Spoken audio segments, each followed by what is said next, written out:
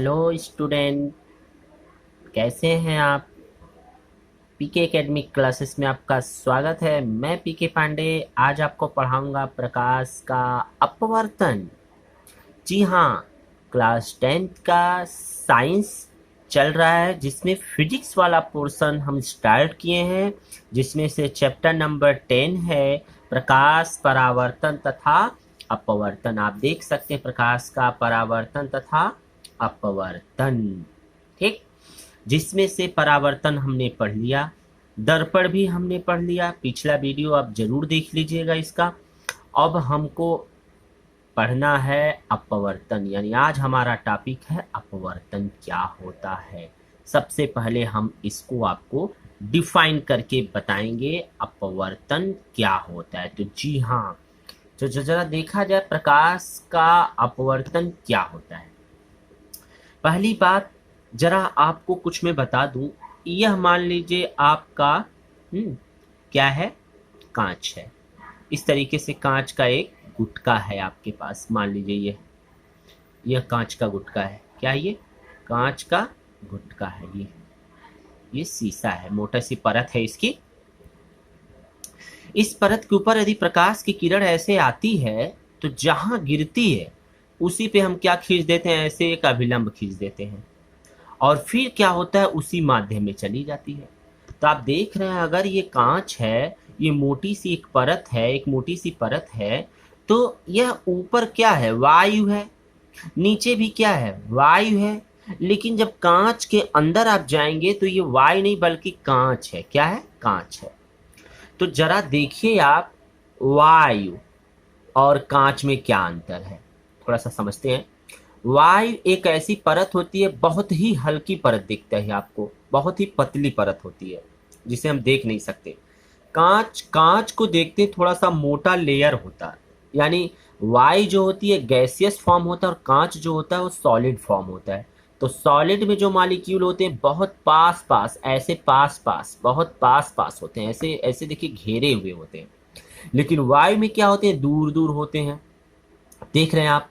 तो यहाँ पर दूर दूर, गांव के भाषा में यदि कहा जाए तो जो दूर दूर होते थे, दादाजी उनको कहते थे बिरल, यानी जिसको हम नाम देते हैं बिरल। क्या कहते हैं? बिरल। और कांच एक घना है, बहुत पास पास है, बहुत घना है। तो घना को दादाजी करते थे कि सघन। जैसे कि सुनने में आता था कि गेहूं बहुत बिरल हो गया है, बहुत सघन हो गया, बहुत बहुत घना, बहुत पास पास और बहुत दूर दूर। जैसे इस समय आप देख रहे हैं गड़ाई का समय आ गया है आपका धान का, तो धान को आप देखते होंगे बहुत पास पास ऐसे सब लगा देते हैं तो कहते हैं कि ये बहुत घना हो गया है। लेकिन अगर दूर दूर ऐसे लगाते हैं, ऐसे दूर दूर लगाते हैं तो कहते हैं कि ये विरल है। ठीक है, तो ज्यादा विरल भी नहीं होना चाहिए, ज्यादा घना भी नहीं होना चाहिए। तो कहने का मतलब कि अगर माध्यम की बात करें तो माध्यम दो प्रकार की, एक विरल हो गया, एक सघन हो गया। तो यहाँ पर भी देखिए दो माध्यम है। ऊपर वाला जो है ये वायु, इसका मतलब ये विरल माध्यम है। और ये जो कांच के अंदर से होते हुए जा रहा है, कांच के नीचे से, तो कांच में आपने देखा कि ये घना है, सघन है। कैसा है? सघन है। तो प्रकाश की किरण जब आ रही है तो आप देखिए यहां से टकराने के बाद फिर वापस चली जा रही है। तो यानी कि वायु में आ रही है और वायु से ही टकरा के वापस चली जा रही है। जैसे मान लीजिए मेरी ये हथेली है, इस हथेली पे प्रकाश की किरण ऐसे आ रही है तो ऐसे टकराने के बाद यहाँ से फिर ऊपर चली जाएगी, यहाँ से टकराएगी और यहाँ से फिर ऐसे ऊपर चली जाएगी। तो कहने का मतलब जब भी इस तरीके का सिस्टम होता है तो जिस माध्यम में आता उसी माध्यम में जाता, तो इस माध्यम को कहते हैं परावर्तन। क्या कहते हैं? परावर्तन। लेकिन हमारा टॉपिक है अपवर्तन, रिफ्रैक्शन। क्या होता है कि अब प्रकाश की किरण यहां से आएगी लेकिन कुछ ही टकरा के जाएगी और यहाँ से कुछ क्या होती है, नीचे की तरफ ऐसे, यानी इसमें से कांच में से होते हुए ऐसे आती है। तो आप बताइए यहाँ पर अगर पानी है, ऐसे ऐसे पानी भरा हुआ है, तो आप अगर ये यहाँ से दौड़ते हुए तेजी से जा रहे हैं तो जैसे ही पानी में एंट्री करेंगे तो आपके दौड़ते हुए स्पीड क्या हो जाएगी, कम होगी कि नहीं होगी? पक्का है कम होगी। होगी कि नहीं होगी? हो जाएगी।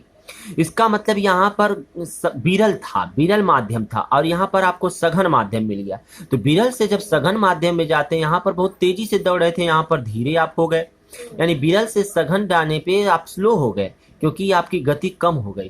तो ये देखिए, ये प्रकाश की किरण यहाँ से आ रही थी, इसको सीधे ऐसे निकल जाना चाहिए, लेकिन ऐसे न जाकर के बल्कि ये थोड़ा सा झुक जाता है। तो ये तो विरल माध्यम से सघन माध्यम में होते हुए प्रकाश की किरण इधर आ गया। इसी प्रकार से क्या होता है, कोई अगर कांच इस प्रकार से रखा हुआ है, ये जो मान लीजिए कोई कांच है रखा हुआ, अब क्या है, कांच में से प्रकाश की किरण ऐसे जा रही है, तो ये यहाँ पर बहुत तेजी से इधर भागेगी। आना तो चाहिए इसके उधर, लेकिन क्योंकि खाली पा गया ना, ये घना में से बाहर आ गया, इसका मतलब यहाँ पर विरल हो गया, भागने लगा। देखिए तेजी से इसको स्पेस में, यानी पानी में से आप दौड़ते हुए आएंगे तेज से, लेकिन वो स्पीड नहीं मिल पाती है। और जैसे ही आप हवा में आते हैं, जैसे जमीन पे आते हैं, तुरंत आपकी स्पीड बढ़ जाती है। तो ये देखिए भागने लगेगा।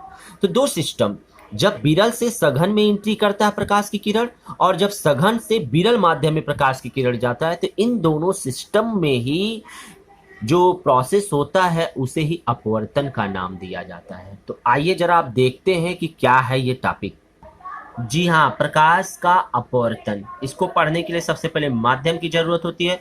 माध्यम दो प्रकार के होते हैं, सघन माध्यम और विरल माध्यम। इसको डेंसर कहते हैं या डेंस कहते हैं, इसको रेयरर या रेयर बोलते हैं। ठीक है, तो आइए इसके बारे में तो मैंने आपको समझा ही दिया। इसमें मॉलिक्यूल बहुत पास पास होते हैं, इसमें मॉलिक्यूल थोड़े दूर दूर होते हैं। ठीक है, इसमें वायु आता है, और सघन में जल भी आता है, कांच आता है, और इस तरीके से बहुत सारे सिस्टम आते हैं। तो मैक्सिमम आपको यही सुनने को मिलेगा, जल, कांच और वायु।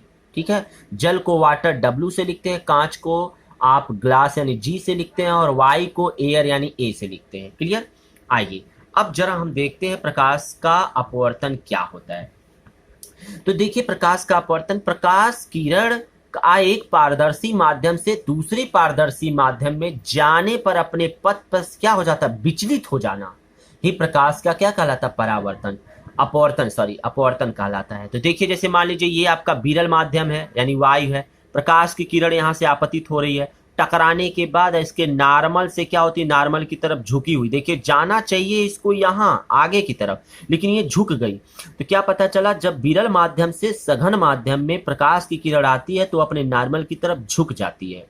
और वही काम यहाँ, जब सघन माध्यम से विरल माध्यम में प्रकाश की किरण जाते हैं तो अपने नॉर्मल से दूर भागती है। देखिए यहाँ से दूर, ये देखिए कितना चौड़ा हो गया, और यहाँ पर देखिए कितना पतला है। यानी कि विरल माध्यम से सघन माध्यम में आने पर प्रकाश की किरण अपने नॉर्मल की तरफ झुक जाती है, और सघन माध्यम से विरल माध्यम में जाने पर प्रकाश की किरणें अपने नॉर्मल से दूर जाती है। यानी कहने का मतलब, एक माध्यम से हो करके प्रकाश की किरण जब दूसरे माध्यम में जाता है तो इसी प्रोसेस को ही क्या कहते हैं, अपवर्तन कहते हैं। उस समय कुछ विचलन होता है। ठीक, आइए जरा देखते हैं। तो ये देखिए, कांच जो है सघन माध्यम है, वायु जो है विरल माध्यम है, ये आपका अभिलंब है, ये आपतित किरण है, ये अपवर्तित किरण है। परावर्तित नहीं बल्कि अपवर्तित किरण। देखिए कहा जाता है कुछ पार्सली यानी आंशिक रूप से यहां से भी जाता है, लेकिन इसको दिखाया नहीं जाता है। ठीक, हमको सिर्फ यही देखना है। वहां पर क्या था, जिस माध्यम में आया उसी माध्यम में चला गया, तो ये हो गया परावर्तन। लेकिन अब क्या है, एक माध्यम से एंट्री करेगा दूसरे माध्यम में जाएगा, तो इसका मतलब ये हो गया अपवर्तन। तो एक माध्यम में आया उसी माध्यम में गया, तो इसको समझने के लिए हमको दर्पण की आवश्यकता पड़ी है। लेकिन अब हम क्या करेंगे, एक माध्यम से आया दूसरे माध्यम में एंट्री कर रहा है, तो यहां पर पढ़ने के लिए हमको लेंस की आवश्यकता पड़ेगी। तो हमारा अगला टॉपिक जो होगा वो होगा लेंस। देख सकते हैं आप, हमारा अगला टॉपिक क्या होगा, लेंस। तो अभी हम अपवर्तन के बारे में ही पढ़ रहे हैं, तो ध्यान दीजिए, ये आप सिस्टम समझ गए होंगे। अब आगे चलते हैं। अपवर्तन के कुछ नियम हैं। नियम क्या है, पहला नियम ये कहता है कि इसके दो नियम होते हैं अपवर्तन के। दोनों नियम क्या करता है, पहला नियम, जब आपतित किरण और अपवर्तित किरण तथा आपतन बिंदु, देखिए जरा यहाँ पर, ये है आपतित किरण और ये है अपवर्तित किरण, और ये है यहाँ पर जो आपतन बिंदु यानी नॉर्मल पे जो जहां दोनों टकरा करके जाती है, ये है आपतन बिंदु। तो कहता है कि आपतित किरण, अपवर्तित किरण तथा आपतन बिंदु पर अभिलंब, आपतन बिंदु पर जो ये अभिलंब है, जो ये अभिलंब इस तरीके से जो अभिलंब आया है, तीनों एक ही तल में होते हैं। तीनों किस में होते हैं, एक तल में होते हैं।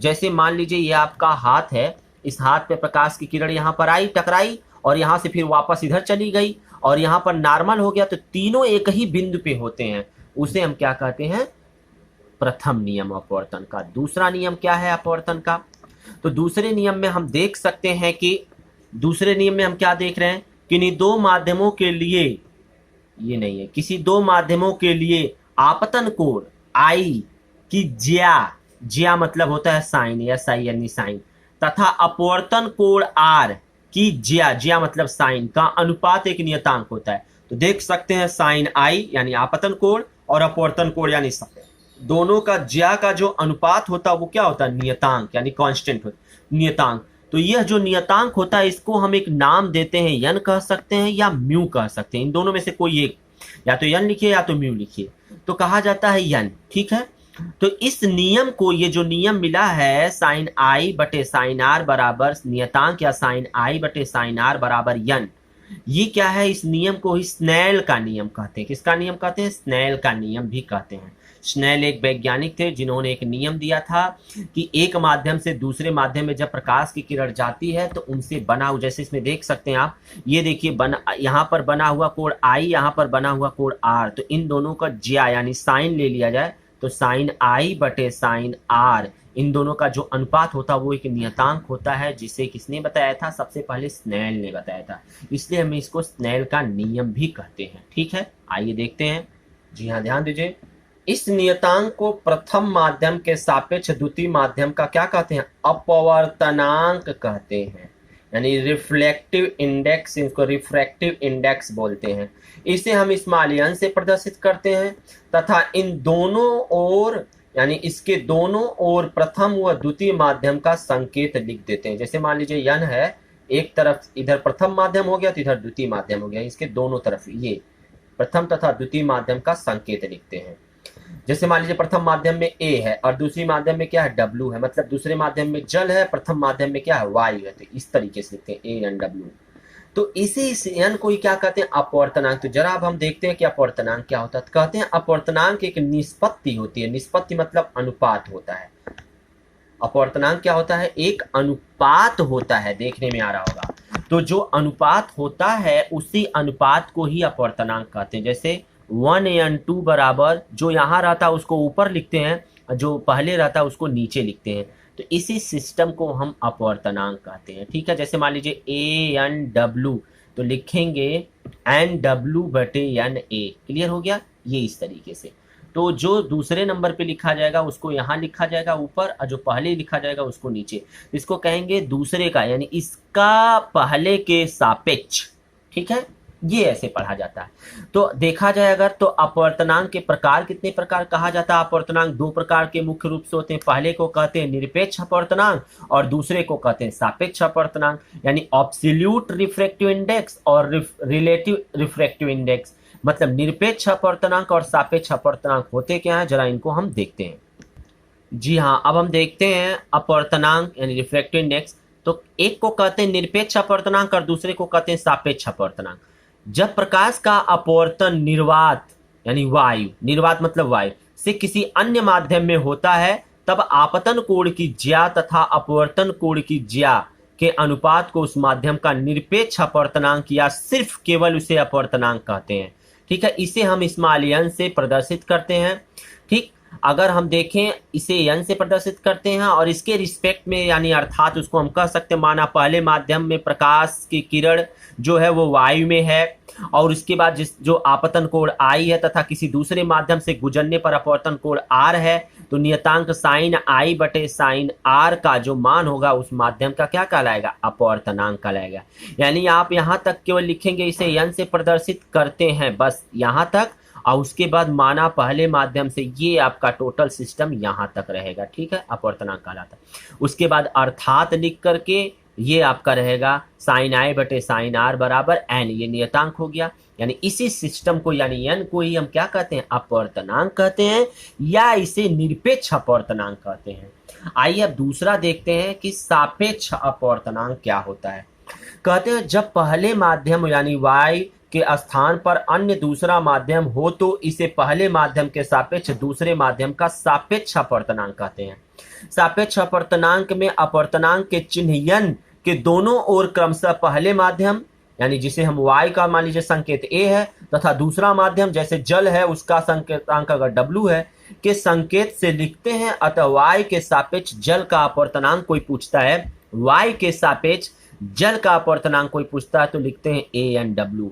तो यानी ए एन डब्ल्यू, यानी वायु के इसके सापेक्ष W यानी इसका अपवर्तनांक, जो पहले लिखता है उस पे सापेक्ष लगाते हैं और जो बाद में लिखता है उसका अपवर्तनांक निकालते हैं। तो ये n इसका होता है, इसके सापेक्ष। ऐसे भी बोल सकते हैं पानी का अपवर्तनांक वायु के सापेक्ष, या ऐसे भी बोल सकते हैं वायु का अपवर्तनांक, वायु के सापेक्ष पानी का अपवर्तनांक। दोनों तरफ से बोल सकते हैं आप, जैसे भी बोलना हो बोल सकते हैं। लिखा जाता अर्थात ए एन डब्ल्यू बराबर होता है साइन आई बटे साइन आर। ये फैक्ट लिखा गया है, ठीक, स्नेल के नियम से। यदि प्रकाश की किरण वायु के कांच में प्रवेश करती है तो वायु के सापेक्ष कांच के अपवर्तनांक को ए एन जी द्वारा प्रदर्शित करते हैं। यानी कि अगर वायु के सापेक्ष कांच में प्रवेश करता है तो उसे ए एन जी लिखते हैं, और वायु के सापेक्ष जल, यानी कि वो मान लीजिए कोई पानी अगर इस तरीके से पानी में प्रवेश कर रहा है तो इसके लिए ए एन डब्ल्यू लिखते हैं। क्लियर हो गया? अच्छा, जा देख लेते हैं नोट क्या है। जब प्रकाश की किरण एक माध्यम से दूसरे माध्यम में जाते समय सीमा पृष्ठ पर लंबवत गिरती है तो दूसरे माध्यम में बिना विचलित हुए सीधे निकल जाए, अर्थात आपतन कोण I बराबर 0 और अपवर्तन कोण R बराबर 0। यानी मान लीजिए ये कांच है, ये आपका कोई कांच है, इस तरीके से इस कांच में यहाँ से प्रकाश की किरण गिरी और इधर चली गई, वापस चली, यानी I और यहीं से वापस चली गई, चाहे निकल के यहाँ चली गई, तो I और R दोनों क्या हो गए? 0 हो गए। ठीक है, आइए अब हमारा अगला टॉपिक है। तो देखिए लिखा किन्हीं दो माध्यम 1 और 2 के निरपेक्ष अपवर्तनांक रहते हैं, n1 व n2 हो तो माध्यम 2 का माध्यम 1 के सापेक्ष अपवर्तनांक उनके निरपेक्ष अपवर्तनांकों के निष्पत्ति के बराबर होता है, अर्थात 1n2 बराबर n2 बटे n1। इसे स्नेल के नियम में अगर जोड़ेंगे तो 1n2 बराबर साइन आई बटे साइन आर, या इसे हम लिख सकते हैं n2 बटे n1। अब हम इससे मतलब रखते हैं, यहाँ से तिर्यक गुणा करेंगे तो n1 साइन आई, और यहाँ से तिर्यक गुणा करेंगे तो n2 साइन आर। ये स्नेल का मानक रूप होता है, याद रखिएगा इस चीज को। ठीक है, आइए जरा प्रकाश का उत्क्रमणीयता सिद्धांत देखते हैं क्या होता है। तो प्रकाश का उत्क्रमणीयता सिद्धांत के रिस्पेक्ट में यदि आपतन कोण I तथा परावर्तन कोण R हो तो Y के सापेक्ष कांच का अपवर्तनांक ANG बराबर साइन आई बटे साइन आर। ठीक है, यहाँ से आ रहा और निकल जा रहा। अब क्या है, सघन से आएगा और विरल में जाएगा, तो कांच के सापेक्ष Y का अपवर्तनांक यदि देखते हैं तो बदल जाता है, GNA बराबर, अरे भाई यहाँ A है, यहाँ G है, फिर यहाँ A है, तो A और G के रिस्पेक्ट में निकाला है, और फिर G और A के रिस्पेक्ट में, इसे हम लिखते हैं साइन R बटे साइन आर, यानी समीकरण नंबर 2। इन दोनों को यदि मिला दिया जाए, जी हाँ, समीकरण 1 और 2 को यदि मिलाएंगे तो ANG और GNA बराबर यहाँ पर साइन I बटे sine R into sine R बटे साइन, कट गया, 1 हो गया। तो यहाँ से देख सकते हैं कि ANG को यहीं रोकिए, इसको नीचे भेजेंगे तो ANG बराबर 1 बटे GNA। क्लियर? तो आपको क्या देखने में आ रहा होगा कि ANG बराबर 1 बटे GNA, यानी कि अगर G को यहाँ भेजना, A को यहाँ भेजना तो ये बटे हो जाएगा। बस इतनी बातें आपको याद रखनी है। ठीक, जरा नोट देखते हैं। यदि माध्यम 3 हो, अर्थात वायु, जल तथा कांच तीनों दिया हो, तो WNG बराबर हो जाएगा ANG बटे ANW। जो यहाँ रहता है वो यहाँ पर लिखते हैं, और जो यहाँ रहता है उसको यहाँ लिखते हैं। तो अगर दोनों तरफ वायु को छोड़ करके दोनों तरफ माध्यम दिया हो, कोई सघन माध्यम दिया हो, तब हम क्या करते हैं, जो यहाँ रहते हैं उसको पहले लिखते हैं, जो बाद में यहाँ पहले लिखा रहता है उसको नीचे लिख देते हैं, और इसके सापेक्ष अगर यहाँ A लिख देते हैं तो कोई अंतर नहीं, क्योंकि हमेशा इस ग्लास का वायु के सापेक्ष और वाटर का वायु के सापेक्ष यही लिखते हैं। अगर यहाँ A नहीं रहता तो भी आप NG बटे NB लिखते हैं। अरे भाई 1n2 बराबर क्या लिखते हैं, n2 बटे n1 लिखते हैं ना, तो वही तो है WNG बराबर NG बटे NW, लेकिन हमेशा वायु के सापेक्ष निकालते हैं, तो इसका वायु के सापेक्ष और इसका वायु के सापेक्ष। क्लियर हो गया? आइए, वायु का अपवर्तनांक सबसे कम यानी 1 होता है, तथा हीरे का अपवर्तनांक सबसे ज्यादा होता है, जिसे 2.418। याद रखिएगा, ये इंपॉर्टेंट पॉइंट है कि वायु का अपवर्तनांक सबसे कम होता है और हीरे का अपवर्तनांक सबसे ज्यादा 2.418। ठीक, तो आइए देखते हैं। जी हाँ, हमारा अगला टॉपिक है अपवर्तनांक का प्रकाश की चाल से संबंध क्या होता है, यानी अपवर्तनांक n और प्रकाश की चाल को c से लिखा जाता है, यानी n और c में क्या संबंध है। आइए जरा देखते हैं। यदि साइन I तथा साइन R के मान ज्ञात नहीं है तो हम माध्यम के सापेक्ष दूसरे माध्यम का अपवर्तनांक उनकी चाल से ज्ञात करते हैं। अतः एक माध्यम के सापेक्ष दूसरे माध्यम का अपवर्तनांक उन माध्यमों में प्रकाश की चालों के अनुपात के बराबर होता है। अर्थात हम कह सकते हैं y के सापेक्ष जल का अपवर्तनांक यदि देखना है तो ANW बराबर y के चाल, y में प्रकाश की चाल और बटे जल में प्रकाश की चाल। देखिए यहाँ पर ANW बराबर लिख सकते थे NW बटे NA लिख सकते थे, लेकिन हम यहाँ पर अपवर्तनांक न पता हो तो उनको चाल के अनुसार, तो इसमें देखेंगे यानी कि किसकी y में चाल क्या हो जाएगी C और प्रकाश की चाल V, तो ये हो जाएगा यहाँ से ये फैक्ट आपको प्राप्त, यानी n is equal to C बटे V। यह आपका फार्मूला प्राप्त हो गया अपवर्तनांक तथा प्रकाश की चाल में संबंध, या यहाँ से निकाल सकते हैं C बराबर n इंटू V। ये आपका फैक्ट हो गया, सूत्र हो गया। इसी सूत्र पे हम लोग सवाल लगाएंगे आगे चल करके। ठीक, तो आइए जरा देखते हैं। जी हाँ, कुछ नोट देखें तो प्रकाश के वेग में पदों के सापेक्ष अपवर्तनांक का सूत्र यदि देखते हैं तो 1/2 बराबर माध्यम फर्स्ट के प्रकाश का वेग और माध्यम सेकंड में प्रकाश का वेग। तो इसमें प्रकाश का वेग यानी V1 अब बटे दूसरे माध्यम में V2 हो जाएगा। तो क्या हो जाएगा, इसको क्या लिखते हैं N2 बटे N1, तो N2 बटे N1 बराबर V1 बटे V2। या देखने में क्या आ रहा है कि आप देख सकते हैं इस N1 को दो भागों में लिखा जा सकता। पहली बात तो इसे अपवर्तनांक के रूप में लिखेंगे तो N2 बटे N1 लिखेंगे, और जब इसको वेग के रूप में लिखेंगे तो देखिए यहाँ पर अपवर्तनांक के रूप में लिखे हैं तो ये पहले है और ये नीचे है, लेकिन जब वेग करेंगे तो ये पहले हो जाएगा यानी V1 बटे और ये बाद में हो जाएगा V2। क्लियर हो गया, वही चीज है N2 बटे N1 बराबर V1 बटे V2। तो देख लीजिए यहाँ 2 ऊपर है 1 नीचे है, यहाँ 1 ऊपर है 2 नीचे है। तो अगर देखेंगे G&W, अगर हम इसको क्या देखेंगे चाल के रिस्पेक्ट में देखेंगे यानी वेग के रिस्पेक्ट में, तो ये पहले होगा ये बाद में होगा। तो इसका चाल यानी ग्लास का वेग और किसका वाटर का वेग। लेकिन अगर हम इसे अपवर्तनांक के रूप में लिखेंगे तो क्या कहेंगे कि ये ऊपर हो जाएगा NW बटे NG, यानी A तो साथ में रहेगा ही रहेगा। ये क्लियर हो गया। ये दो नोट आपके बहुत ही इंपॉर्टेंट नोट हैं, इसे आप याद रखिएगा। क्लियर जी, आइए क्वेश्चन देख लेते हैं। कांच का अपवर्तनांक 1.5 है तथा जल का अपवर्तनांक 1.3 है। यदि प्रकाश की जल में चाल इतना दिया है तो कांच में चाल क्या होगी। तो सबसे पहले G&W बराबर लिख सकते हैं NW बटे NG, यानी यहाँ A भी लिख सकते हैं, A भी लिख सकते हैं Y के सापेक्ष। तो देख लीजिए W का अपवर्तनांक दिया है 1.5 और इसका अपवर्तनांक दिया है, ग्लास का अपवर्तनांक दिया है ग्लास का अपवर्तनांक 1.5 और जल का अपवर्तनांक 1.3 दिया है। यहाँ लिख सकते हैं 1.3 बटे 1.5। क्लियर। आइए अब जरा देखते हैं एक और फार्मूला G&W, या तो यहाँ तो अपवर्तनांक के रूप में था, अब यहाँ किसके रूप में है, वेग के रूप में। तो G&W बराबर VG बटे VW हो जाएगा। अब इन दोनों से अगर देखेंगे तो इन दोनों को बराबर कर दें तो VG बटे VW बराबर NW बटे NG। तो देखिए VG का मान पूछ रहा है तो इसको यहाँ भेज दीजिए, तो NW बटे NG बराबर VW। तो NW का मान दिया है 1.3 और NG का मान दिया है 1.5 ग्लास का अपवर्तनांक, अगुड़े VW का मान दिया है यहाँ देखिए जल में V मतलब चाल, जल में चाल 2 देखिए दिया है 2.25 गुणे 10 के पावर 8। ये हल करेंगे, हल करने के बाद 1.95 गुणे 10 के पावर 8 मीटर किसका पता चल जाएगा, ग्लास का वेग हो जाएगा, यानी कांच का वेग हो जाएगा। क्लियर हो गया। इसी प्रकार से आप अगला क्वेश्चन देख सकते हैं। 1.5 अपवर्तनांक वाले शीशे में प्रकाश का वेग कितना होगा, दिया गया है y में प्रकाश का वेग इतना, ये पता है। तो n बराबर C बटे V फार्मूला पता है, तो V बराबर क्या हो जाएगा, V यहाँ भेजेंगे तो n यहाँ आ जाएगा, तो V बराबर C बटे n। तो C का मान आपको पता है 3 गुणे 10 के पावर 8, ये तो प्रकाश की चाल है। n का मतलब दिया 1.5 अपवर्तनांक, तो यहाँ रख देंगे n, भाई अपवर्तनांक दिया n मतलब अपवर्तनांक के रिस्पेक्ट में। तो ये हल करेंगे तो 3 ये कटेगा तो दशमलव यानी 2.0, तो 2.0 गुणे 10 के पावर 8 मीटर प्रति सेकंड। क्लियर हो गया। आइए जरा कुछ अपवर्तनांक अब देख लेते हैं। जी हाँ, कुछ अगर हम नोट देखें तो दो माध्यमों की तुलना करते समय निरपेक्ष अपवर्तनांक अधिक होगा, सघन तथा दूसरा उसके सापेक्ष विरल होता है।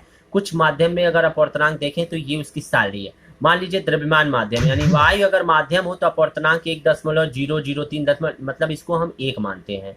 बर्फ में अपवर्तनांक 1.31, जल का अपवर्तनांक 1.33, अल्कोहल का 1.36, केरोसिन मतलब मिट्टी का तेल 1.44। उसके बाद आपका संगलिक क्वार्ज जो होता है एक टुकड़ा होता है 1.46, ये टुकड़े का होता है 1.46 अपवर्तनांक। तारपीन का तेल 1.47 ये भी हो जाएगा आपका। उसके बाद बेंजीन यानी 1.50 तारपीन आप देखे होंगे घर के घर के जो दरवाजे हैं उसको पेंट करने से पहले तारपीन लगाया जाता है। उसके बाद यहाँ पर आप देख सकते हैं क्राउन कांच का 1.52, कनाडा यानी वाल्सम का दिया 1.53, खनिज नमक का 1.54, कार्बन डाइऑक्साइड 1.63, फ्लिंट कांच का 1.65, रूबी यानी मणिक का 1.71, नीलम का 1.77 और हीरा का 2.42 यानी मैक्सिमम सबसे ज्यादा हीरा का और सबसे कम वाई का होता है। ये मैंने आपको कुछ फैक्ट दिखाया। तो आइए जरा देखते हैं, आइए कुछ एग्जाम्पल देखते हैं प्रकाश के अपवर्तन से रिलेटेड।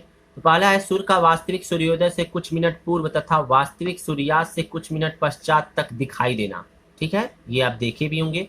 पानी से भरा तालाब अपेक्षाकृत कम गहरा दिखाई देता है। पानी से भरा हुआ तालाब कम गहरा दिखाई देता है और पानी हट जाए तो ज्यादा गहरा दिखाई देता है।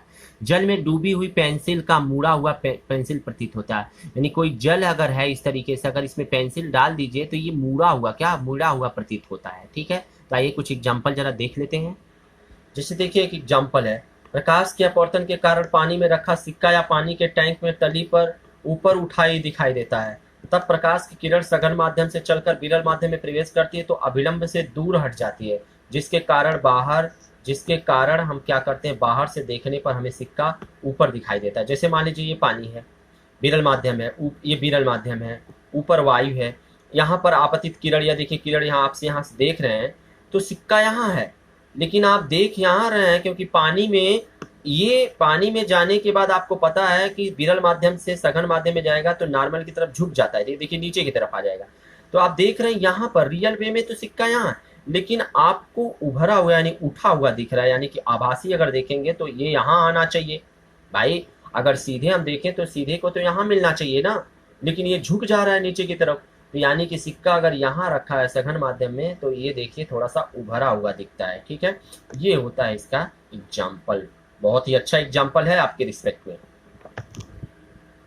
आइए कुछ एग्जाम्पल करते हैं। वाई में प्रकाश की चाल 3 दशमलव इतना दिया है, ये तो ऑलरेडी आपको पता होता है। यदि जल का अपवर्तनांक 4/3 हो तो जल में प्रकाश की चाल ज्ञात कीजिए। ठीक, यानी कि n का मान दिया है, यानी जल का अपवर्तनांक n बराबर c/v होता है, n बराबर c/v। तो n का मान दिया है 4/3 और c का मान ये दिया है, तो सीधे n बराबर c/v, भी निकालना तो v यहाँ भेज दीजिए, v बराबर c/n, तो v बराबर c/n। तो c का मान 3×3.0 × 10⁸ हो गया, अब बटे n का मान दिया है 4। ठीक है, तो 4 नहीं, ये देखिए c का मान 3.308, यानी यहाँ मैं लिख दे रहा हूँ 3×10⁸, अब बटे इसका मान कितना दिया 4/3। तो ये बटे जो है ऊपर चला जाएगा ना, तो ही देखिए यहाँ आ गया 3 गुणा हो गया, अब बटे 4 तो नीचे रहेगा ही। इसको हल करेंगे, हल करने के बाद आपको ये सॉल्यूशन प्राप्त हो जाएगा। ठीक है, इसका कैलकुलेशन आप कर लीजिएगा कट करके। अरे 3 3 का 9 हो जाएगा, 9/4 भाग देंगे तो 2.25 और गुणे 10⁸ तो रहेगा ही रहेगा।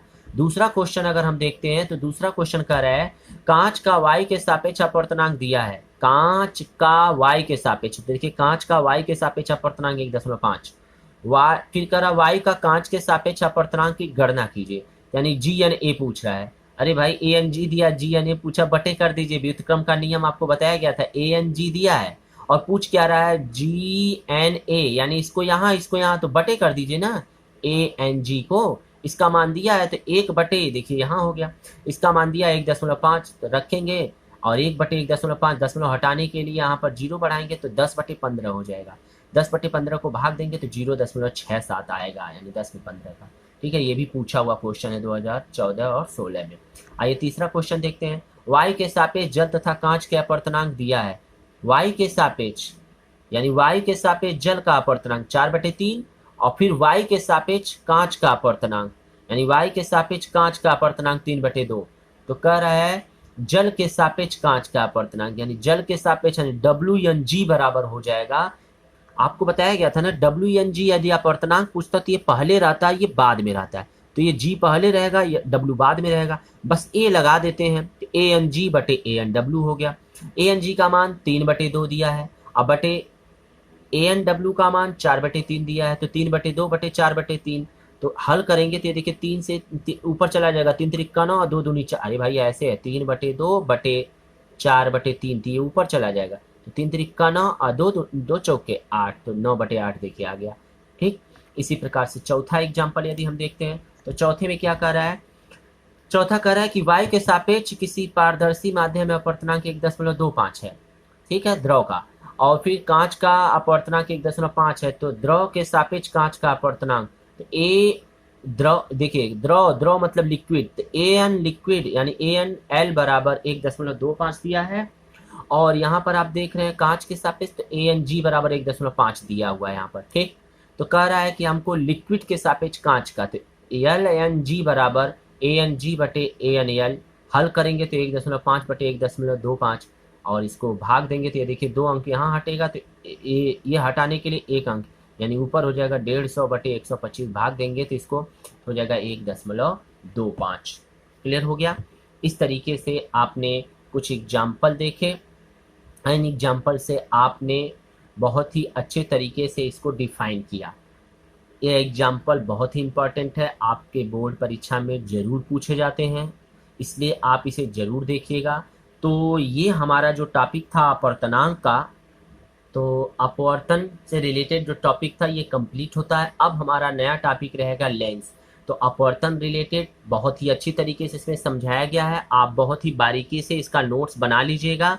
तो अगर ये वीडियो अच्छा लगा हो तो लाइक तथा शेयर जरूर करिए, और हाँ, यदि आप चैनल पे नए जुड़े हों तो चैनल को सब्सक्राइब करके आप बेल आइकन जरूर दबा लें।